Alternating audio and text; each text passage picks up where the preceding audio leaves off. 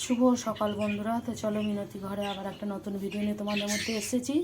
ভেবেছিলাম রান্না করব না, আজকে শরীরটা খারাপ ছিল, কিন্তু মন চাইলো আবার রান্না করতে লাগলাম।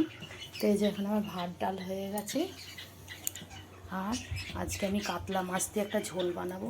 তার জন্য লাগছে আমার এই যে ওলকপি, কচি কচি শীষ পালংয়ের ডাঁটা, পেঁয়াজ কলি, আলু, টমেটো। দেখতে থাকো। তো কড়া তো বসানোই ছিল, এই যে আমি তেল দিয়ে দিচ্ছি। তেল দিয়ে দিলাম, তেলটা গরম হলে মাছটা ভেজে নেব। তো এখানে একটা আমি মশলা করে নিয়েছি, 2 চামচ পোস্ত, 1 চামচ সর্ষে, জিরে, ধনে, কাঁচা লঙ্কা আর একটা ছোট পেঁয়াজ দিয়ে আমি পেস্ট করে রেখেছি। তো মাছটা দেখো আমার ভাজা হয়ে গেছে। আমি ফোড়নে দিয়ে দিচ্ছি কালো জিরে, পেঁয়াজ,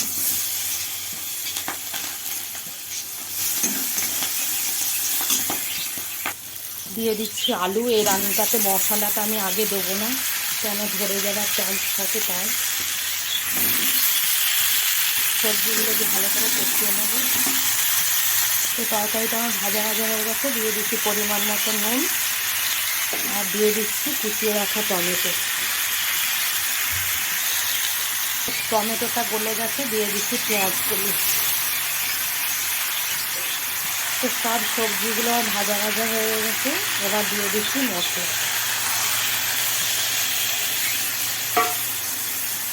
তো মশলার সাথে সুন্দরভাবে আমার কষানো হয়ে গেছে তরকারিটা। এবার দিয়ে দিচ্ছি জল পরিমাণ মতো। তো ফুটতে থাকুক, জল দিয়ে দিলাম। তো এবার চাপাটা খুলে দেবো।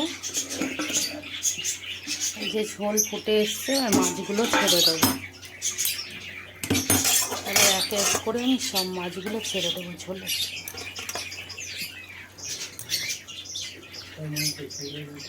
তো দেখো কাতলা মাছের ঝোল আমার সম্পূর্ণ রেডি। এই যে কি সুন্দর গলে গেছে, আলু সেদ্ধ হয়ে গেছে। তো চলো এবার নামিয়ে নিই।